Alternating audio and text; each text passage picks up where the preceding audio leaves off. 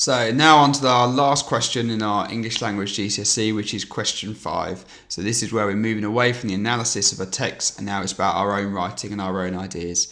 Now, just like my other videos, if you click the link below, you will see this exam question and you'll see the relevant source that is attached to it. So after about an hour of analysis and interpretations and paragraphs and so on, the examiner then wants you to get more creative and be more inspired, and wants you to then entertain them and infuse them and inspire them with your own ideas, your own description, your own thoughts. So this here is about you showing off your clarity and showing off your ability to bring a situation to life. Now, the examiner will give you a choice of 2 tasks, and it will always give you a visual stimulus to help you out. And the visual stimulus in the task will always match the text that's just gone before, which is helpful because there might be certain ideas and words and phrases and thoughts within that text that you might be able to magpie and steal for your own work. So here we've got an image here of these World War I soldiers crossing a lake, or crossing the muddy battlefield. It looks like a lake, doesn't it? We're crossing a muddy battlefield, and we've got a choice of 2 tasks. We are either going to describe the battlefield, or we are going to write a story about a soldier in the middle of war. Now, sometimes the examiner will be nice and give you 2 clear different tasks like this, either a description or a story. But sometimes they can be really mean. Like last year, they had either a story or a story. So we have to be prepared for both, unfortunately. If you get the chance, if you get the option, I personally would always advise a student to always describe, because it takes away a lot of the pressures and the stresses that come with a story. With a story, you need to start, you need to build characters, you need to have some sort of plot, it needs to move on, and you've still got to worry about all the things the examiner wants from you. Now, if I was doing a description, I don't have to worry about any of that. I've just got to worry about giving the examiner what they want. And I feel narrowing that focus helps you out a lot more. I really need to make sure I give yourself about 45 minutes for this question, and look how the tariff is split. There is a real large chunk for the SPAG here. If you think about it, it's 8 marks for a grade boundary, so there's 2 whole grade boundaries per English language exam just for SPAG alone. So I'm going to talk about first description if I was going to describe. Now, if I was going to describe, I'd follow a narrative distance structure, which means I'm going to take my examiner from far away and move them nearer and nearer. Now, if I do that, it gives me much more freedom with my content. I've got far more I can say, and it gives me a structure for me to follow as well, because the key chunk of the marks is for my ability to structure something. So, first of all, my first paragraph, describe the scene from far away, describing all the things that can be seen outside of my narrow focus. I then go a little bit nearer and look at some of the smaller details, and then by the end I'm zooming right in on the tiny minuscule thoughts and depths. Finally, in my last paragraph, I'd have something that happens, a twist, a bomb exploding, a silent seagull flying into the air, whatever it might be, something that then breaks the tension of that heavy description and moves it onto something else. So to plan for that, I would literally do this. I would get my picture out that the examiner has given me, and I would draw 2 circles. First of all, I draw the first circle nice and small, which is where I'm going to end up my description. I am going to zoom in my examiner on the rippled reflection of that soldier walking solemnly across those duckboards. I'll then draw a larger circle which encompasses the smaller one. So this is where by the middle I'm going to be talking about. So now I've got here my plan ready to go, because I'm going to spend my first paragraph talking about everything outside of those circles. I'm going to talk about the sky, the mist, the fog, the destroyed trees, the muddy battlefield in the background, the broken stump in the foreground. I'm then going to move into the middle, and then I'm going to talk about the quagmire of a battlefield. I'm going to talk about the muddy puddles. I'm going to talk about the drowned bones of men within the water. I'm going to talk about these 5 soldiers walking along. I'm going to talk about the crickety duckboard that they are standing on. And then by the end, I'm going to zoom right in on that rippled reflection, broken only by that twig and that mud. I would talk about what I could see in that reflection. I would talk about how that watered down version of himself reflects his broken soul. Then I'm going to start writing. Now, before I start properly going into it, I would take a minute to always write down everything the examiner wants, which is these things here. Now, if I do that, I can use that as a bit of a success criteria and tick them off as I go. It is far better to do 2.5, 3 sides of quality work which has got all of these things in than 7 or 8 pages of just dross where you haven't thought about the things you need to include. You must make sure you're giving the examiner what they want, and these are these things. So first of all, you've got your big 5 punctuation. Now, if you don't know how to use those, I strongly recommend you get your head around them before your exam, because these separate those that have got a higher level of punctuation use to those that are lower, and just dropping them in can do wonders for your marks. I would then also look at sentence variety. There is a big chunk of the marks for the SPAG marks for your sentence variety, and these are, a lot of them you use quite usually commonsensical anyway. You will always use compounded complex sentences in your writing. You can't help it. That is how you've been built and how you've been taught to write. But how many students will go back and make sure they use simple and minor for the effect that they create? I would then also look at ambitious vocabulary. There is no point getting your spelling marks if you're not going to use proper words for it. Use words that are out of the box and different and more ambitious. Then I would start looking at the other chunk of the marks. This is the 24 marks for content. This is a descriptive piece, so I need to be using my descriptive techniques. Now, these language techniques are the same in our story, by the way, so that we need to get sound at those and strong at those. I would make sure that I'm giving paragraph variety, long ones, short ones, one-line ones, one-word ones, and a good variety to it, because if it's the same all the way through, it becomes boring and monotonous. And then finally, these are the two things that will steer me to the higher marks. If I'm showing, not telling, what I mean by that is that I am not just saying, oh, there is water, but I'm showing what it looks like. And I'm going into the depth and detail allowing me to do that. Then I'm allowing myself to hit a whole new, deeper level of my description. And I've got an example to show you that in a moment. Depth is very, very important. So many students will go in and just say one line about the sky, one line about the trees, one line about the mud, and they'll get to around about 2 pages or a page and a half, and they'll be like, I've run out of things to say now, and it's really boring because I've just talked about the same different things about a million times. If you're going to take something, stick to it, bring it to life, paint the picture for the examiner.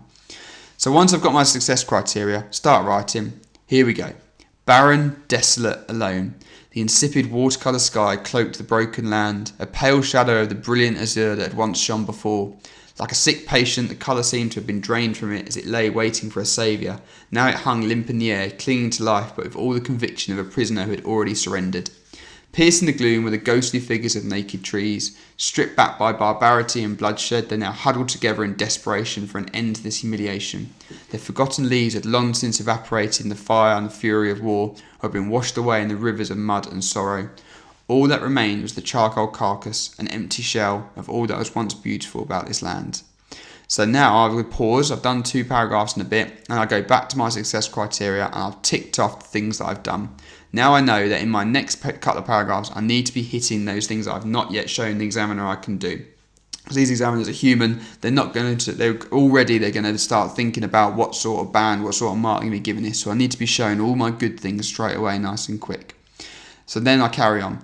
Emerging from amongst the ruins of bark and branch, a duckboard or the remains of one snaked its way through the fog. The wind whistled through its cracks, the singular force that could not be stopped by this unending, unrelenting destruction. Then I can go back and I can add all the things that I've missed. Now, a few things I would point out to you before we move on.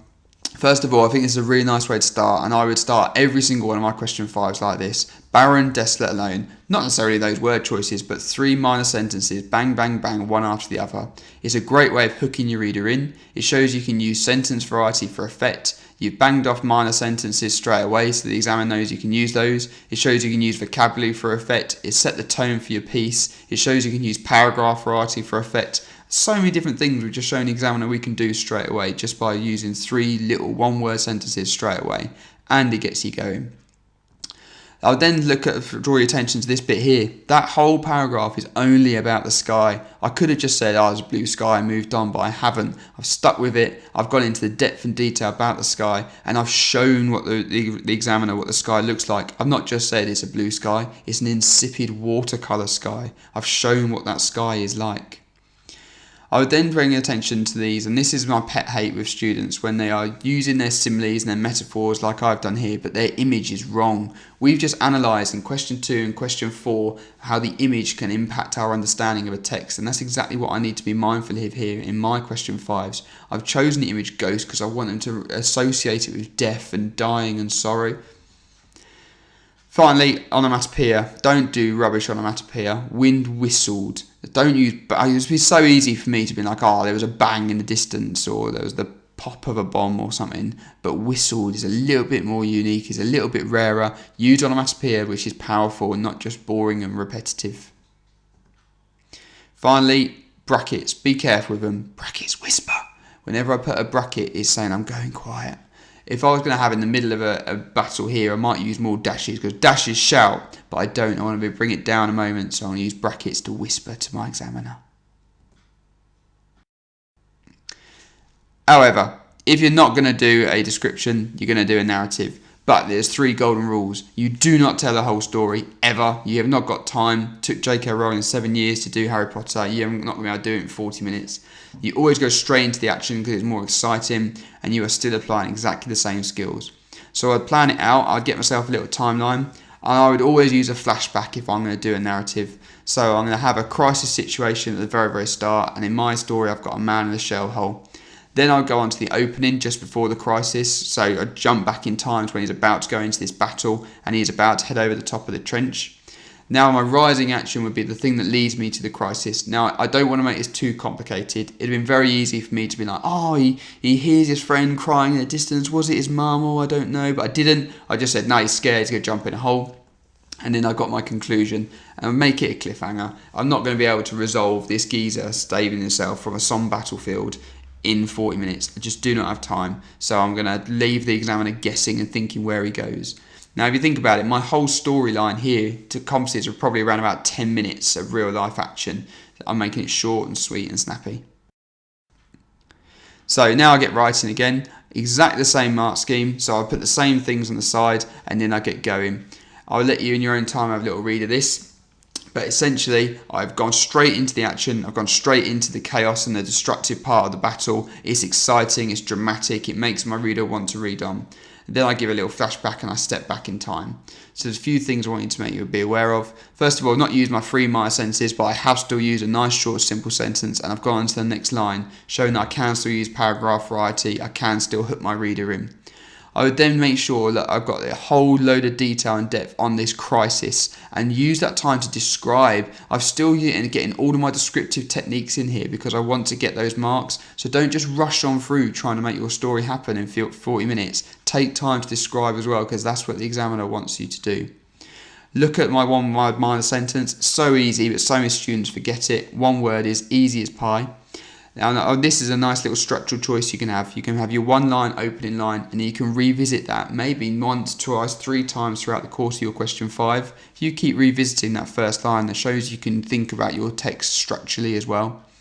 I would then look at the nice bit of juxtaposition. I love juxtaposition, I think it's so powerful, and I've got this idea of tiptoes, so that's about being afraid and about vulnerability and something that children would do, and then I've juxtaposed that with the song, which we associate with death and destruction and mud and blood and gore, and that juxtaposition makes the reader feel a little bit unnerved and creates a whole new image in their head.